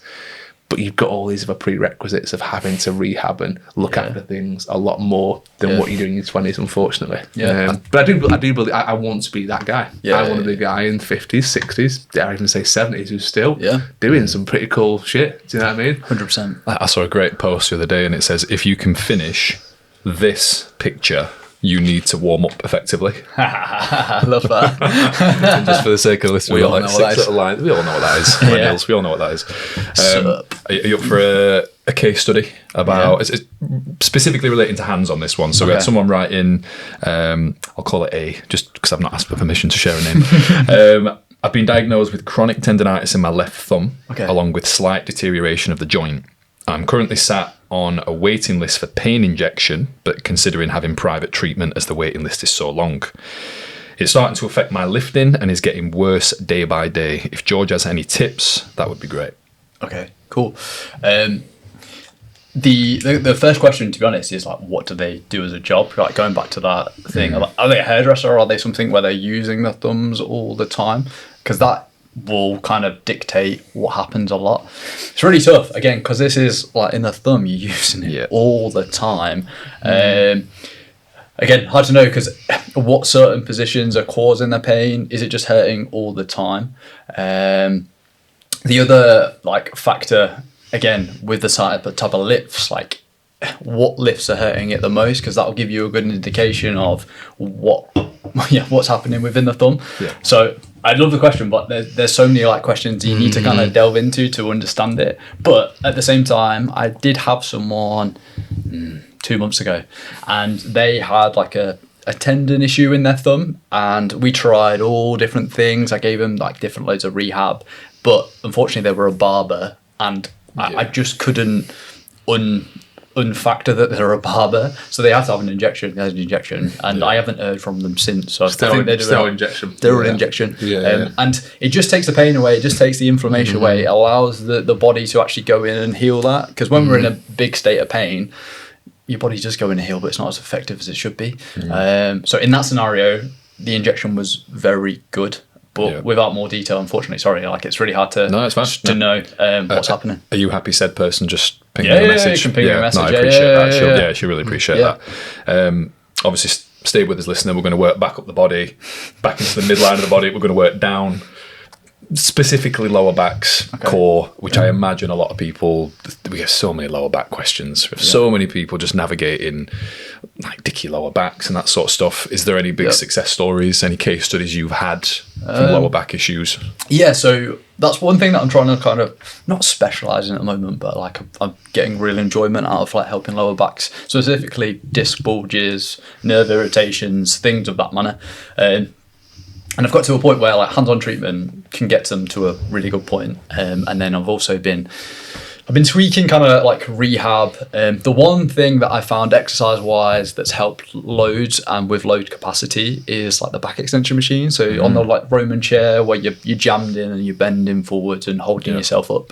I found that as a movement has helped no wonder with people's lower backs. And then it got me thinking, I was like, okay, so when people go to the gym and even when they're programmed by PTs, you don't tend to program much lower back stuff. Like people will do lats and upper body and legs and things. Hinging movements. Yeah, lower back is probably one of the ones that gets neglected the most, because I find as well deadlift. It's one movement that people try to avoid because it's got such a bad rep of my back's going to go if I deadlift. And again, if that capacity isn't there for that hinge movement, your back is going to go. Like I've done my back deadlifting, like you put the stupid weight on, you pull it, and then it's actually fine at the time, but a few days later it's horrendous. It's just so many nerve endings in that area. So I found that lower back extension is working wonders for people. Again, when it comes to lower back, sometimes it can be from the thoracic spine that's causing it. It can be from below it. So it's hard to know, but I found as an exercise, and I hate to say it because like I hate just giving one exercise, but if you're going to do anything, like try that, build that capacity, and you might find that things really kind of start to improve. Yeah, I saw you put a great post out, was it a couple of days ago, about an isometric where you do the sort of Roman chair, back extension, but you hold it. Yeah. How long was the hold for that you recommend? So if you can hold it for 2 minutes, again, it sounds really obvious, but you've got less chance of having lower back pain if you can hold it for 2 minutes. And the studies was basically saying, if you've got that 2 minutes of capacity, it puts you in a really good starting point. And then the next progressions on from that within the Roman chair are doing a single leg. So as soon as you go into the single leg and hold that position, it's using more intrinsic muscles into the spine itself. And again, challenge accepted. Challenge accepted. I fancy that. Yeah. Each leg, and then from there, that's where you start to kind of load different weights. But yeah, it's been interesting. I'd say I agree with that. I think too many people jump into deadlifts not knowing what they're doing, number one, and from a technique point of view, not actually activating the hamstrings, glutes, firing through those muscles as opposed to just ripping with the lower back. But I think the one thing I've always found, and a type of person I'll always avoid deadlifts with to start with, is if they've got tight hips. So tight hip flexors especially, that's such a big case of lower back issues. And just a weak core in general. I think the core's actually not supporting, because your core isn't just your abs. And I get people go, I've got a really strong core, do sit-ups all the time. A strong core isn't sit-ups. We're talking about being able to actually hold a really good solid brace while you're deadlifting. Obliques are massive. I think that's one thing that's neglected the most. I agree. And I actually think one thing that I found a massive benefit from when I was recovering from my back injury was side bends. Because side bends not only work your obliques, but they work all these little extensor muscles down the back of your, because obviously you've got your erector spinae, but you've got these really kind of finite stringy muscles that run from the bottom of your pelvis up to kind of your almost up to like your back, your upper back. And QL is a huge one with that as well. QL, that was actually pretty much the one that I tore. Do you mind just explaining QL, just for anyone who? So basically, a muscle that attaches from your hips to your ribs, and effectively, it's a big stabilizer muscle when we're bent forwards. So if you're bent forward and then reaching out for whatever reason, that's the muscle that's firing the most. So again, that's the one I see deadlift, people rip it up, and that's when QL goes on one side. That's definitely why I did, for sure. But strengthening that core is so good for just keeping everything braced. But hips as well. If the hips are tight on someone, we'll just avoid deadlifts until we can get that mobility better and hip flexor. Because again, sitting down, we all sit down on chairs. I sit down a lot more than I used to, that's for sure. And those hips are in that shortened position. And what I tend to find is if the hip flexors are tight, it's rare you see weak hip flexors, but you see tight hip flexors. And usually that's because glutes in some shape or form just are not strong enough. So the main one is your glute med, which external rotation mainly, but does internal rotation. Again, if you're standing on one leg, dipping down and the knee wobbles, that glute med is weak. And again, that's going to affect hip flexors through the front because your brain doesn't think it's the hip stable enough. And then glute max, where we're bridging forward, so we're thrusting. Again, if that's kind of weak, then hips are just going to be okay, I'm going to hold on for dear life. So it's all of it is basically getting your brain to trust your joints and your movements. Because your brain's just trying to protect you of every shape or form. It's just trying to help you out as much as you can. Which I got actually, this is not a question as such, but someone was just every I'll read it out word for word. Every physio that I see tells me my hips are out of line, and it pisses me off. What? Why does every physio seem to say oh yeah, your hips are out of line, but we'll just sort that out? What actually causes them hips to be out of line, and why does that line seem to be banded around quite a lot? Because as we said before, hips out of line, it doesn't really cause any pain, it shouldn't do. But for that person, chances are they've got something going on in lower back and maybe abs. So usually what I find, especially going back to QL muscle, if we've got tightness within the QL, and usually it's only got tight because there's been some sort of injury of it and then it's not been rehabbed correctly, so it's stayed in this shortened position, that will hike the hip up. But then when we're stood, that kind of negates us rotation. Then usually what happens is you'll get compensations lower. Like even sometimes like you'll get it all the way down to the feet. So I actually put a video out the other day because I've been getting knee pain, and like it's really hard to assess yourself, and I'm coming to terms with that, and I actually need to go somewhere myself, but that's a different story. I saw you put some on your story the other day about trying to get started, and I like loosened my feet down, which is strange, but it created more like flexion or dorsiflexion within my ankle, so I could bring my toes up to my shin better. So as soon as I squat, I didn't get any knee pain, and I was like, oh, I've got like tight feet, and I don't want to admit this because it upsets me, but I think it's because I wear Crocs all the time. And it actually pains me because I love Crocs. I love Crocs, yeah. But I think because I'm always gripping, and even though I'm in sport mode, I've just created a little bit of extra tension through my feet. What sport mode? Where you've got the back up. Oh, yeah. This is why I refuse to get Crocs, because you start talking gay. You've literally, right, I felt like I should have had a sweepstake with Station Gangs. So like, how long before George mentions Crocs? And you've done an hour and 13 before Crocs. Well, I can confirm that though, because I used to wear like flip-flops because they're so easy to flip. I'm walking around my gym downstairs, I felt a bit bad in my socks because I felt like I'm at home. I'm like, I don't want to feel like I'm at home, I want to feel like but I want to slip my shoes on as well. So I would just have these little like kind of Nike flip-flops that I wore. Yeah. But I did find that like it was causing a lot of issues, tightness around my knees, ankles, hips. Yeah. And they were just soft, spongy, like, really kind of quite naff, not expensive ones at all. Yeah. I even looked into like slides that have like a bit of a promoted arch. Yeah. But I thought, why am I not just walking around in my socks? So I just started doing that. Yeah. My feet have never been better. And I do wonder whether that's been a big thing for my knees as well. My knees have been better as a result of that. So the main thing that happens, to be honest, so you've got like a little muscle that runs through like the side of the foot and through to the back into the calf, like posterior. What's it called? Posterior tib, and effectively that creates the arch of your foot.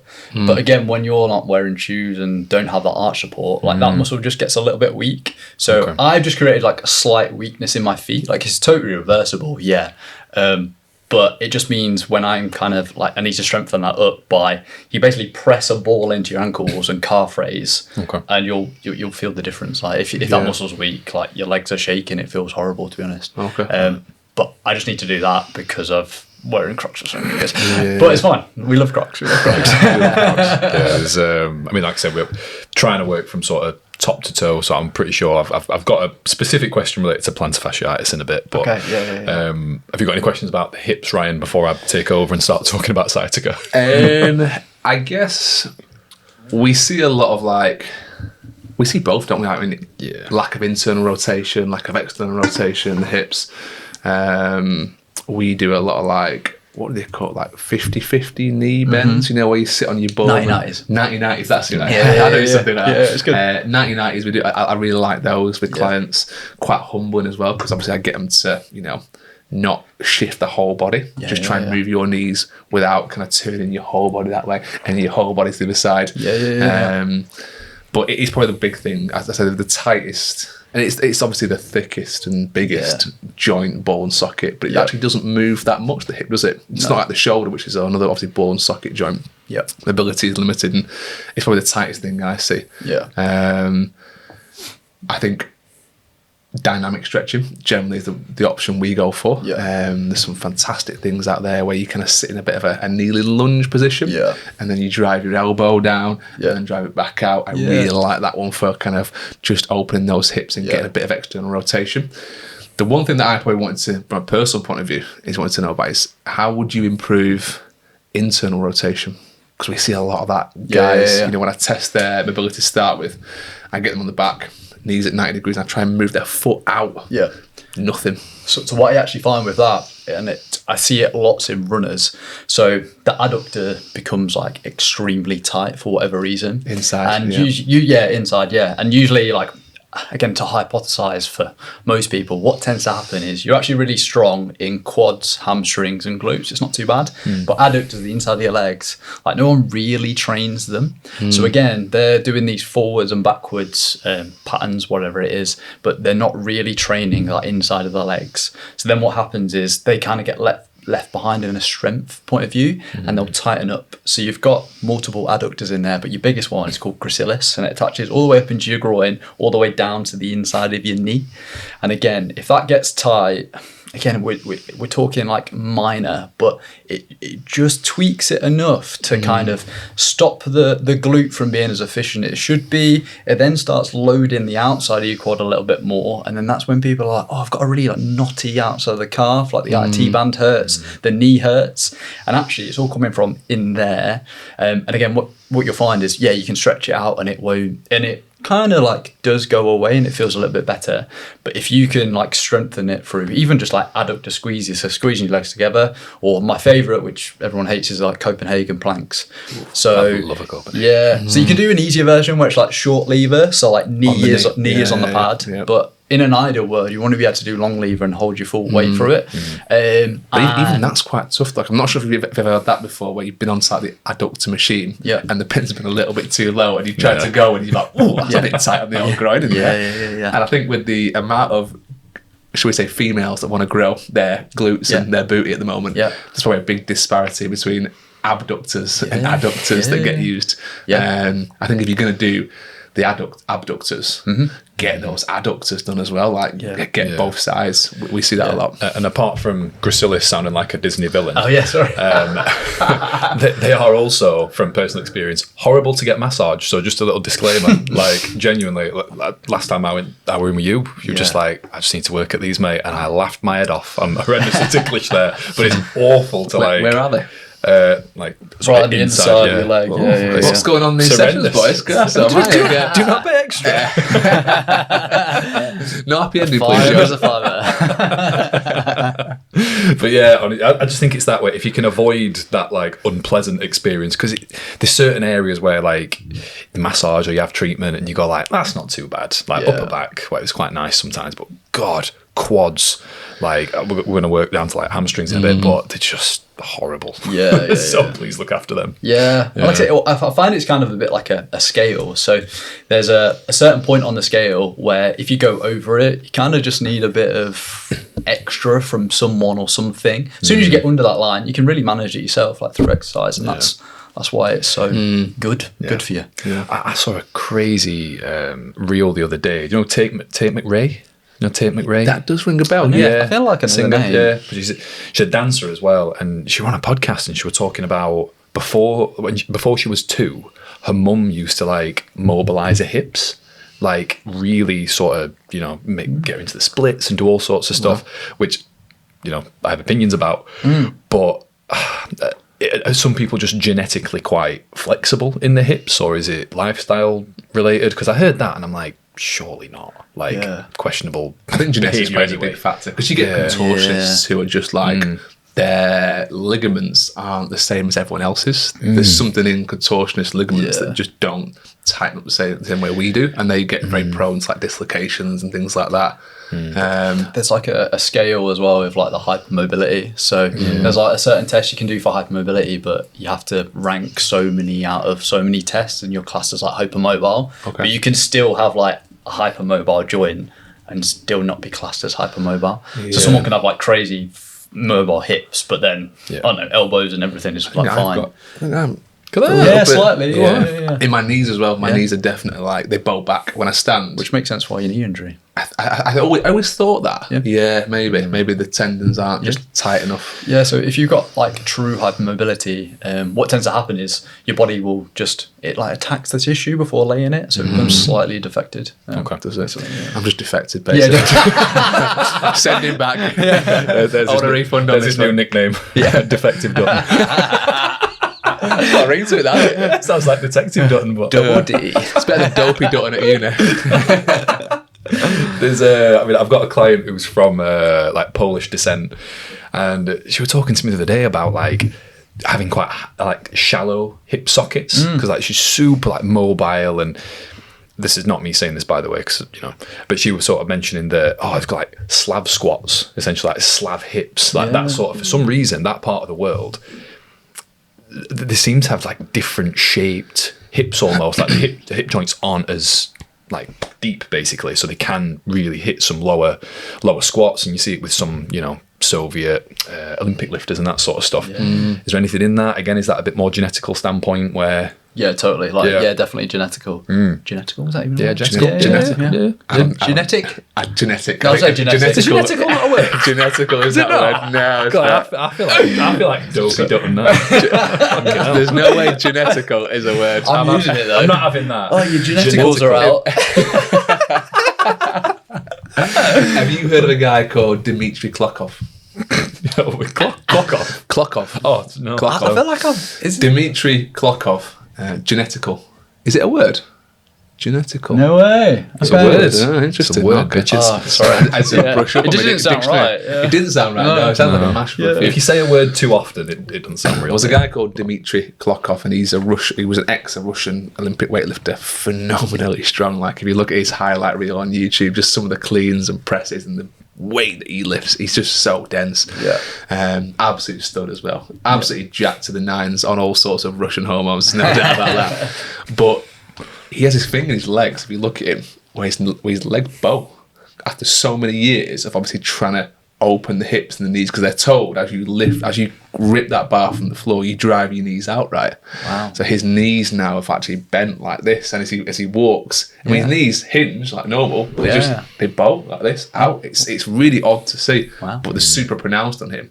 And sometimes when he lifts, I'm like, oh, those knees look like they're going to pop out to the side. Yeah. But you get that a lot on like certain Olympic lifters, and I do wonder if that's obviously a genetical thing. Is it from the sport? Is it from that Soviet hip thing? Because if your hips are more mobile and they're pushing out, is that going to affect the knee down below in terms of how that sits potentially?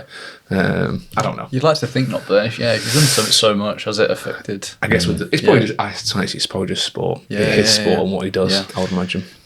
2 joints left in the body. We've got the knees and we've got the ankles. Knees, a couple of quick questions that I got about the knees were, firstly, like very creaky / clicky joints, particularly first thing in the morning. Not painful, but just clicky. Any cause for concern for you there? If it's clicking and no pain. No pain, not too worried. Usually what happens is the tendon or ligaments are flicking over the joint in some shape or form because of just tightness from sleeping. The only time you're ever worried about clicks is if there's pain in it, so it's not too bad. True. And it's really common. Like, anybody squat down, you can probably hear their knees in some shape or form. It's one of them joints that it's a great joint, but it's not at the same time. It's got its flaws. I often say to new clients, if you're going to hear clicking, it's probably a good thing. Like clicking noises, because they'll go, oh, my knees haven't clicked like this for ages. I'm like, because they haven't moved like that for ages. You've never got that squat depth before. Now you're squatting down there's going to be some clicking.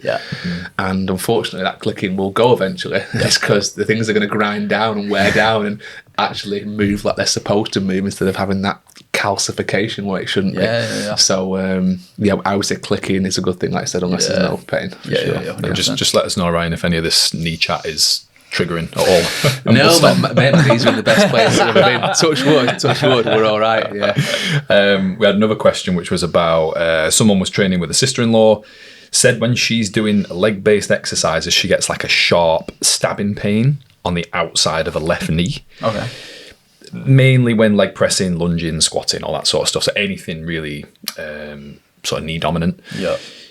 Any commonalities that you see from especially outer knees? Yeah, so outer knees tend to come from the hip in some shape or form. Like shooting pain's obviously not great. So I'd be curious structurally to see what's happening. But if there's been no kind of real force through it, it might just be it hasn't moved in a while, and then the nerve is just telling you, like, hang on a minute, like, chill out. Nothing to kind of probably worry about that. But usually what I find is, especially the outside of the knee, what will tend to happen is you've got TFL that sits at the top of the hip that attaches onto the IT band. What's the TFL stand for? Tensor fasciae lata. I'll try and catch him out. You'll just get like this slight pull, that kind of can translate to runner's knee, and sometimes that can come like through the centre of the knee as well. But that's the one that I tend to find most. If there's nothing structurally wrong, it comes from there. Again, the other thing could be like ankle. So if you've not got like dorsiflexion, so toes up to shin, that can kind of cause you extra pain through the front of the knee because it's just getting overloaded in some shape or form. No, I think that'll certainly be useful for him. Knees usually it's somewhere else that's causing the issue usually. Are there any sports that are quite prone to, knee issues? Like, shout out to Hannah over at Station. She mentioned about netball, when like they're obviously getting the ball and they're rotating. I feel like netballers' knees basically do like that. And your knees are supposed to do that, right? It's supposed to be a hinge, and netballers' knees seem to like defy physics. Are there any common sports that you see that trigger a lot of knee trauma in particular? To be honest, as knees go, it's probably one of the things I see the least amount, to be fair. Because usually what I'll find, and this is a really common pattern, is if someone has an injury, they'll usually go NHS in some shape or form, and with what the exercise given, usually like it's all right and it's not too complex. People tend to come to private physio when there's something more complex going on and they've tried like the NHS route. I think from a knee standpoint, it's probably the one thing that I see the least amount. Again, because that's just I tend to see a lot of pain rather than actual injuries.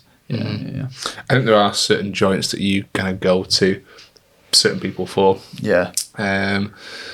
I gave up on NHS a long time ago. Christ almighty. Trying to get sorted on that is a nightmare. I'd much rather go to someone who you can just get a rundown from and knows the stuff, because at the end of the day, your general practitioner, they're not going to know all the stuff that you know, and in the detail that you know it. That you're dealing with these people all day, every day, whereas dealing with people who've got viral infections and illnesses and things. And I just think anyone should be skipping that and going straight to you. Obviously, I know it comes at a cost. It's a socio-economic issue there, but I think you guys are worth your weight in gold.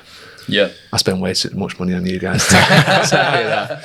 If before we dive into sort of ankle joints, which I'm curious about, if someone is maybe going through that process of NHS, structurally, observationally speaking, it seems to run in like 12 weeks of like, do this for 12 weeks, do that for 12 weeks.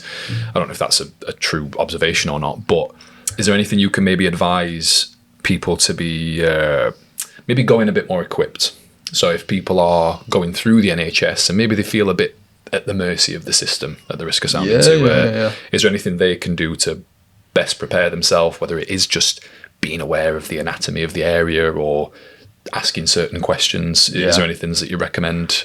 I guess it's that classic thing of like, if we're Googling, like sometimes it can give you like the wrong picture of what's happening. But at the same time, I love it when someone's come in and they've gone, I've Googled it, I've AI'd it, like I think I've got this going on. And then you have more of like a conversation with them rather than someone just like telling you loads of information. And that, I think that puts you a step further and it saves you probably a session, because as a practitioner, you're not having to explain all these structures and things as much. So that definitely helps. And if you can understand your own body better, like that's a massive win. So you want to see an injury in some ways of like, okay, I can really like dial in and understand what's happened here. Because so many times, like I'll see somebody in, for example, I'll say quad, and they're like, what's a quad? And I'm like, front of your thigh. And like they just have no concept of like what the muscles are, and it's like it's your own body, like understand it a little bit more. And then for me, again, whoever you're going to, if you have that understanding, and then you can timeline it yourself and go back and like, okay, I think this is the point of where it all started and that's what it stemmed from, and then you can kind of correct whatever you need to correct from there, be it strengthening, loosen, whatever the right path is. I think that's great advice. Just having body awareness. That's it, body awareness, because that's what people don't have, I think. And that's the other thing that I've seen a lot recently, actually, and it surprised me. Like people have had different PTs or things, and what happens is I'm like, let's do this exercise and let's activate this muscle, and they're like, I don't know how you do that.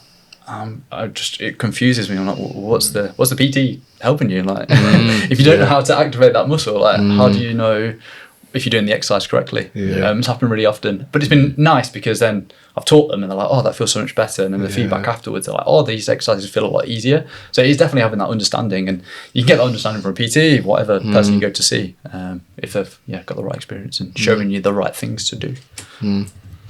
I've just noted down there about maybe advice for PTs in terms of, I call it like diagnostic drills, you know, where something that you can do and there's no hiding from it. So like part of my screening process, if they're capable, I ask people to do like a Z press. So you sit in an L, get some dumbbells and try and press up. Like if you cannot do that movement, there is no hiding. Like your legs will bend, you'll roll over into a prawn. Like you won't really be able to get your biceps next to your ears.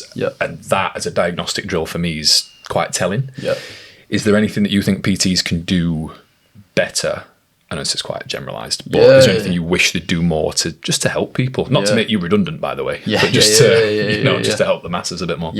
No, I think you're right, because not everyone I see, like it's a small percentage of people, but sometimes like the PT, like the programming has caused the injury, and like they not to know that. But you're right. I guess as a starting point for the PT, they want to know like is there full range of movement in the shoulders, the hips, and obviously you boys kind of like do that as a part of it, which makes sense. But I think a lot of it's missed, because usually the goal is like I want to lose weight, and that's fine. But then you get to a certain point where you're not losing as much weight as you should do, and we're gaining a lot of strength. But then if you've had these patterns where they've been compensating there, for example doing chest press, but it's all coming through the bicep the whole time, that understanding needs to be in there a little bit. And there are so many tests you can do that are really simple, like standing on one leg, getting them to dip down, that Z press like you say, just like literally 5 minutes of like, okay, we need to work on this a little bit. And then I think that's where I like the muscle activation stuff, because at the start of the session, just get their muscles activating. So when you come into the session, it feels good and feels how it should move. Is this something you do, Ryan, where you maybe give people a bit of a warm-up protocol maybe before you see them? I don't know if it's something a bit more done in commercial gyms, where like, you know, I might say to people, right, I'll see you at 5, whatever time we're meeting. If you're a little bit earlier, just kick on with X, Y, Z. I'm not too sure if that's something you tap into. Yeah, we do. Yeah, definitely. I mean, bands, fantastic. I use those a lot. Bands can be done for anything. Shoulders, we do a lot of pressing, getting those shoulders warmed up, round the knees. It's tricky with my gym, because I sometimes on good days will see them outside doing certain things. But I do, I think because of my own personal affiliation with like stretching, I do like a good stretch. I think sometimes it's a big game changer for people, especially with, I'm thinking of 2 guys especially who've got ridiculously tight Achilles. And I say to them, before you come to our session, just sit in that kneeling lunge position, facing a wall, and try and push your knee towards that wall to try and get that Achilles. Because when you come into our session, you're going to save us 5-10 minutes. And it does make a big difference. As soon as we've loosened that Achilles off, their squat depth just changes dramatically. You're talking an extra 3, 4, 5 inches sometimes. So just little things like that. Should we move down the body in terms of, I want to go to calves. I know calves is the one that everybody hates. Anyone who's had the calves done, it's pretty brutal. I've told you my calf story. Apart from being, you told me the Spanish guy. The Spanish guy. What's this? I've not told you that. No. So I had some totally tight calves that I needed them doing, and I had a runner that I was coaching, and he said, I've got a guy he's Spanish, he goes quite hard, but he's really good with runners, so if you're looking to get them loosened off, go to him. So I went to I got a message. He comes over, and he's a mobile guy, so he comes into the gym, he sets up his bed downstairs, and he says to me, I go, soft, medium or hard? And I was like, come on, hard, bro, of course. And then I get on the bed, and he starts loosening up a little bit, and all of a sudden he just goes like 0 to 100, like just right down the middle of my calf. I'm like, whoa, I'm like, Jesus Christ, I'm holding on, I'm like, fuck. And I'm like, he's got me, and getting to the point where I'm like, he's got to be having a laugh now about how hard he's going. Sure, it's got to be a test or something. So I kind of keep putting my head up and looking back, and I'm going, oh, it's quite hard that, you know what I mean? Like, trying to give him a little nod to, okay, maybe go medium. And then we were just chatting, he caught me off guard, and he just ran his fingers down this part of my calf, and out of knee-jerk reaction, my other leg kind of like bent and came up. I was like, oh! And then suddenly I've come back down to the bed. I'm going back down to the bed, and everything stopped. And I'm like, what's he doing? I've looked around, and he's holding his head like this. and the knee-jerk reaction of my foot has whacked him right in the edge. And then I realised, oh yeah, my heel's sore. And I've literally just kicked my foot and whacked him right in the temple of his head. And I think I've almost knocked him out because obviously, you know, I've got like a pretty good recall in my leg. And he's wobbling around. I was like, "Are you okay?" He's like, "Yeah, I'm fine." I was like, "Maybe go a little bit light. I've got medium from now on." I was thinking, "Shit, I've nearly knocked this bloke out. He's coming round to my house." I'm sure he's got some insurance for probably concussion insurance. For a CT scan. I always try and describe the ankle and like that sort of region as like the shock absorber of the body. Ryan mentioned about Achilles there and stuff like that. Is the proportion of Achilles injuries? Am I making it up? Because I feel like there's a lot of Achilles injuries. I feel like I see them, not a lot, but anything to do with the ankle, the Achilles, the calves, that sort of area. Am I right in thinking that? Is it quite a hazardous area for injury? Yeah, I'd say like out of most of it, yeah, you're definitely seeing that. Okay. Usually it's overuse in some shape or form. And again, like to go back to what I said before, a lot of people will load potentially one side more than the other, and then that's where you see like calf kick in, Achilles kick in. And it's really subtle initially, like you probably don't even notice it, and you'll get like thickness around the Achilles. And actually if you press it, it's a little bit sore, but normal day to day it's actually all right, but then the pain potentially comes in. The one thing that I find with calves, and this is how I deal with it, is I tend to find that the outer calf of the two heads as you look onto it tends to kind of correlate to glute, so glute med on the outside of the hip. So actually if we're looser there or stronger there, it tends to kind of chill out that outer calf, and then the inside calf tends to correlate to the adductor. So again, if we get some activation or loosen the adductor, it means then when you like come into the calf and actually want to chill it out, it does chill out a lot easier. Because as you said with that like Spanish guy, like if you go 0 to 100 into a calf, like it's so painful. But if you can loosen them structures, which kind of helps down the chain, I find it's a bit easier. And then the other thing you have is foot and ankle. So again, if we can chill that out, I've got a lady at the moment and she's had like a toe surgery, and it's been fascinating because I've got to work with feet a lot more than I ever have done. And the ball of the foot, I've been working that a lot because a lot of nerves run from there all the way up the calf and up into the hip and whatnot. And if you can release off there, I've been finding that it just gains a little bit more movement within the Achilles, which again helps the calf out. So again, I find with calf, similar to knees, actually structures below and above are huge. And again, like when you're running, I can't remember the exact, it's like 7 times your weight goes through knees and calves and things. So it's huge. And yeah, so what I find is most of the time with calves, yes, you can build strength up, but it's usually compensating for other things that are going on elsewhere. And yeah, if you loosen structures above and below, I find actually calves chill out quite nicely. It obviously reverts back pretty easy unless you sort out other mechanisms, but yeah. Okay, cool. Speaking very briefly now about feet, Mark, who we've had on the podcast, Mark's suffering fairly badly at the moment with what we suspect to be some sort of plantar fasciitis. He just hobbled in one day. I'm like, what have you done? So I don't know what's happened. We had the conversation. Been to Lanzarote, I think it were a couple of weeks ago. Like, did you wear a lot of flip flops? Did you do a lot of walking? It's like, yeah, I did like 30,000 steps a day, like in flip flops. I'm like, yeah, that'll do it.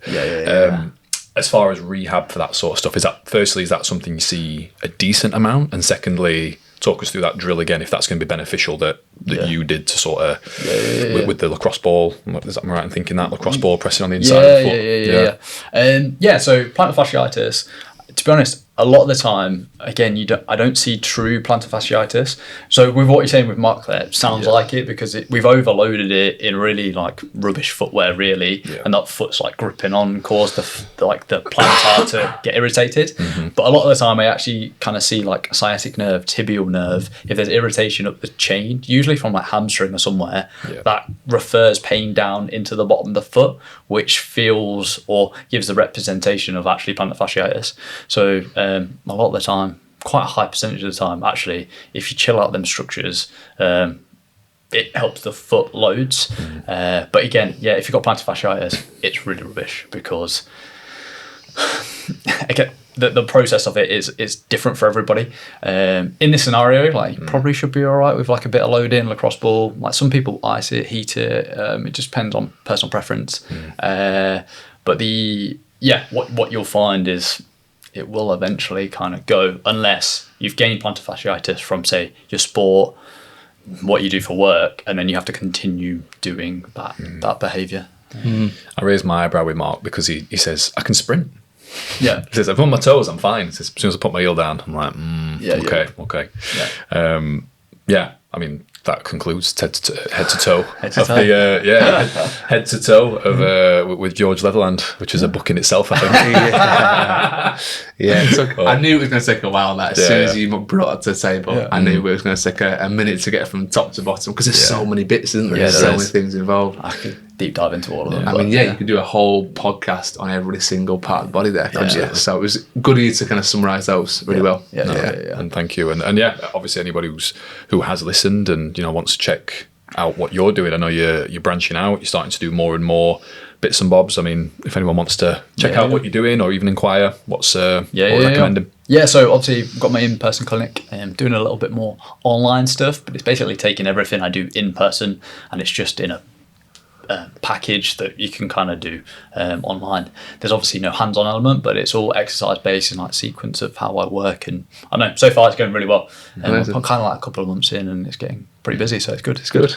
Is there anyone specifically you'd recommend it for? Anyone who sort of sat on the fence, getting splinters on the fence maybe? Yeah. So I've aimed it kind of mainly at people with like chronic pain because that's what I like. Okay. But I've been finding that a lot of people with like sports injuries have been coming, and there's no real difference. I don't know if you've seen it like online, people trying to niche into like one thing, like the knee person or whatever it is, but in clinic I see loads of different things, so I'm trying to make it so I can see as many things as possible, and I want to try and keep it that because that keeps it interesting for me.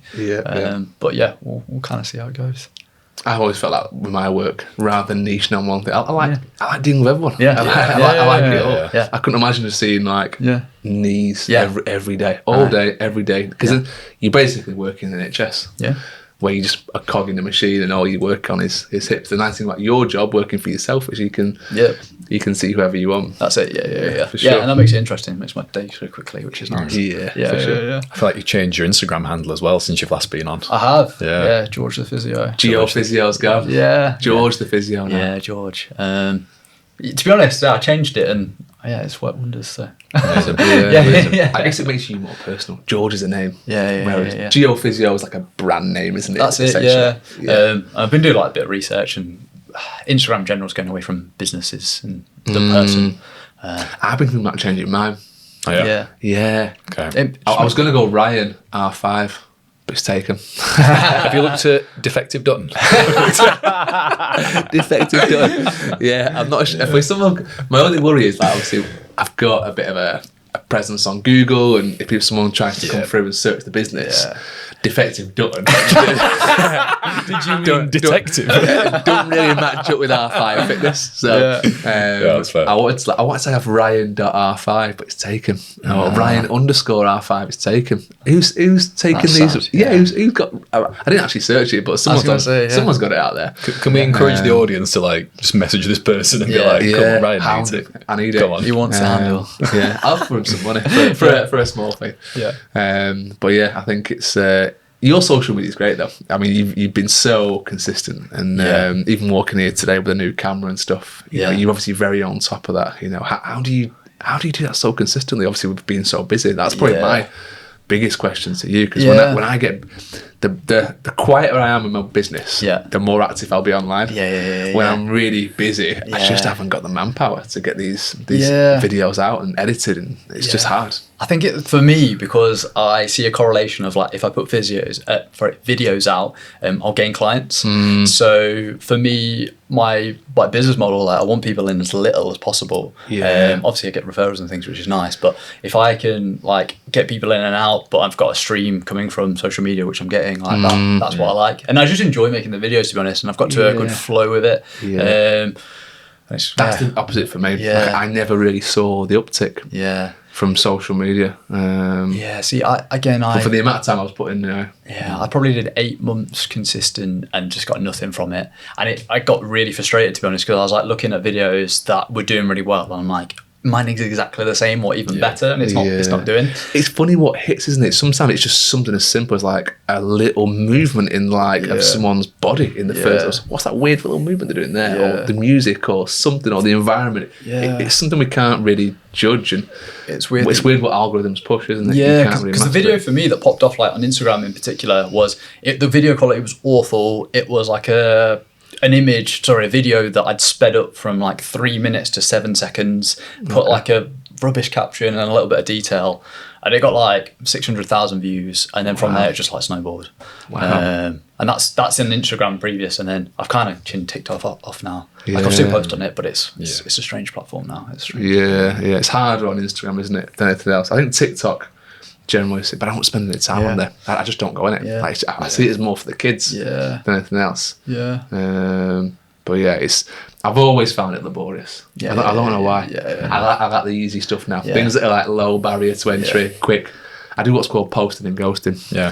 I get on, get my posting, and I get out of there quick. I try not to spend as much time on there as I can, because it can be a real zap on your productivity as well. Oh, it is, and the comments, as you gain a bit of traction, get more and more awful. I bet, I was just answering those back as well. I just don't anymore. Do you know? I only answer like positive ones. Do you? What are the negative ones? Talk me through some of the negative ones you'll get. Usually it's like, you're useless, this doesn't work.